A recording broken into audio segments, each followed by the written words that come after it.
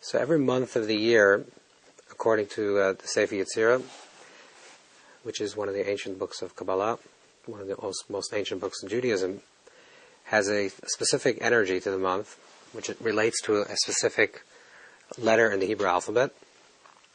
There are 22 letters in the Hebrew alphabet. There are 3 mother letters, which is Aleph, Mem, and Shin, which is A, M, and Sh, which are the 3 basic sounds, the sound of beginning of sound, the end of sound, and the synthesis between sound and silence. And then there's the 7 double letters, which is letters that both have a harsh pronunciation and a lighter pronunciation. And then there are the 12 simple letters.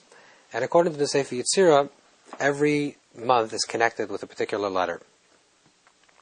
So in order to understand what the month is and what the month represents, we have to explore a little bit of the letter. Besides, in addition to that, there's also elements that we have to explore, which is that every month also has a sense. We know there are 5 senses, but the Sefer Yetzirah speaks about 12 senses, and there's a certain sense of the month, and a certain body part of the month. There's the name of the month. There's the time of the year in the month. So to understand a little bit what the month of Kislev is, and that in itself to understand what is actually the name Kislev, we have to begin with a construct that was given over to us by Rabbi Isaac Luria, the Arizal. The Arizal explains that every month has a formation of the 4 letters of the name of Hashem, which is the Yud, the Hey, and the Vav and the Hey, and every month has a variation of that formation. So the month that's connected, the month of Kislev, which is connected with these 4 letters, is the letters of Vav, Yud, and then Hey, Hey. So let's just divide these for a moment. You have the Yud, which is a point, a dot, and you have the Vav, which is a line. So the Yud and the Vav in this dynamic both represents the masculine, which is the giver. The Hey and the Hey, which are both letters, which is the same letter, but there's the upper Hey and the lower Hey, which are both letters that have volume, both horizontal and vertical expansion, represents the quality of receiving, which is the embodiment of the feminine. Not male and female, but masculine and feminine. So you have a masculine Yud and a masculine Vav, and a feminine Hey and a feminine Hey. Normally, the formation would be, there's a Yud, then a Hey, then a Vav, and then a Hey. That's the normal formation of the 4 letters in the name of God, of the Tetragrammaton. And in that formation, the Yud represents the upper giver, which represents the source, the Ein Sof, the infinite light, Hashem, God. And then the Hey represents the receiver of that. Then the Vav represents our participation in the process, and the Hey represents our receiver. So the Yud and the Vav Yud represents Hashem, and the Vav represents us. Normally, the flow of energy that flows down to this world, and certainly in a time when it's something that we're experiencing, the miraculous, something out of the ordinary, in ordinary moments, the flow goes from the Yud, from the upper Yud into the Hey, and then from the Vav flowing into the Hey. This month, the formation actually seems to be reversed, because it starts off with the Vav, which means it starts off with the participation of the human being, our involvement, and our involvement stimulates the upper Yud. So let's understand what this means. There are, in the movement of the months, when we reach the point of Kislev, it's also called the Tkufas Teves. At the end of the month of Kislev is the winter solstice. So essentially what happens now is that the days become shorter and shorter and shorter, and then there's a transformation, or a switch, which is that then the days begin to get longer and longer. On a deeper Kabbalistic level, what this means is that there are 2 forms of light. There's one light that is direct light, which is called Or Yashar, and there's another form of light, which is called Or Chazer, which is reflective light. Reflective light is light that's seen through the darkness. Or another way to imagine this would be either you see through a clear glass, which is direct, or you see through a mirror. When you see through a clear glass, it's as if you walk into a room, and you open up the lights, and you see exactly what's in the room, and you walk out. That's one way of knowing. Another way of knowing is that you walk into the room is completely dark, you bump around for a few moments in the darkness, and then you walk out of the room. If you ask person number 1 who walked into the room and the lights were on, what'd you see? He may say, I noticed a table, a chair, but he's uncertain exactly how the table was and what the chair was. But if you ask person number 2, they may not know there was a table and a chair, But if they know that there was an item, and let's say they did feel a table, they'll tell you exactly whether the table was sharp-edged or not sharp-edged, because they really bumped up against the table. That's considered reflective light. Reflective light is a light that comes from the darkness, even though it's not as brilliant as the light that comes direct, but it's more intimate, because the light is something that you experience. It's through the darkness that you reach the point of light. The consciousness or the energy that's related to the month of Kislev is an energy that light comes precisely from the place of darkness. In other words, as the days get longer and longer and longer, and then you have the longest night of the year, and then there's a transformation that then the next day there's a small measure of light that becomes revealed. This is also in terms of the story of Hanukkah, which is that the story of Hanukkah is that it was spiritually, it was the darkest hour of that history in the Second Temple period.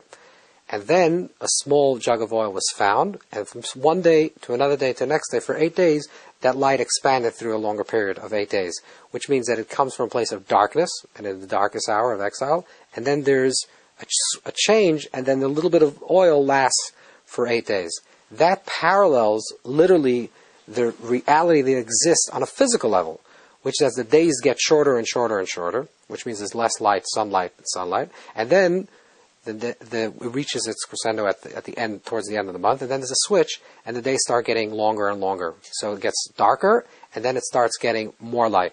As a parallel to that, as the truth that exists on a metaphysical level is also expressed on a physical level, we have the story of Hanukkah. So the backstory of Hanukkah, which is what allows for Hanukkah to be materialized and revealed, was the inner quality that exists already within the month, which is the potential to reach light through the place of darkness, precisely going through the place of darkness, reaching the point of light.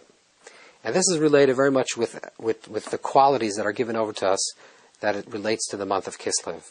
For example, the month of Kislev is related to the Hebrew letter which is Samach. Samach means from the word Somech, Somech Hashem l'chol hanoflim, that Hashem supports and gives courage to all those that are falling. So there's an idea of falling, which means that it's getting darker and darker. And incidentally, the letter Nun, which represents Nefilah, which is falling, is related to the previous month that we just came from. So we have the idea of getting darker and darker. And Samach Hashem l'chol hanoflim, Hashem supports all those that are falling, that it gives courage and allows us to break out from the place of our darkness and reach into a place of a light. How do we attain that? How do we attain the place of reaching light through the darkness? For that, we need trust, bitachon. And that is related to, this is also related to the month of Kislev. The month of Kislev, the word Kislev in Hebrew is related to the word Kisli, or Hashem Kislam, that in Hashem we put our trust. That the idea of trust makes the vessel to receive the light. When you trust that even when you're in a place of extreme darkness, and it's very dark in your life, and the days are getting shorter and shorter, physically and also metaphysically, that your darkness, you're experiencing more exile, but you have trust in Hashem, that we can break out of that darkness, that in itself becomes the vessel through which we can receive the light. And that's also similar to the story of Hanukkah, because the story of Hanukkah is that the people had trust, that they believed that they were going to find that jug of oil, and that in itself is miraculous, that they believed they were going to find the jug of oil, and they searched for the jug of oil, and the fact that they searched, and they trusted that they will find the jug of oil, that allowed them to actually find the jug of oil, and to bring light into this world. So the trust becomes the vessel through which we receive the light. And that's also related to the sense of the month. The sense of the month, according to Sefer Yetzirah, is the sense of sleep. And to sleep, you need trust. If you don't trust, people that have problems with sleeping, or insomnia, or people that have problems sleeping generally, or they don't sleep peacefully, is because they don't trust. Either they're not going to get up in the morning, or they don't trust the process of sleeping, or they're afraid that they're going to miss something. There's a lack of trust in a person that cannot sleep peacefully. There's actually an interesting verse that some recite before they go to sleep, which is Im tishkav lesichad v'shachachta v'arva sh'nasacha. That means if you sleep and you won't have any worries, you will sleep and your sleep will be pleasant. Which means that if you have trust in Hashem, if you have trust that you'll wake up in the morning, that your soul will be taken care of, and that your body will be taken care of, if you trust, then you will have a peaceful sleep. So sleep is an element of trust. But there are two types of trust.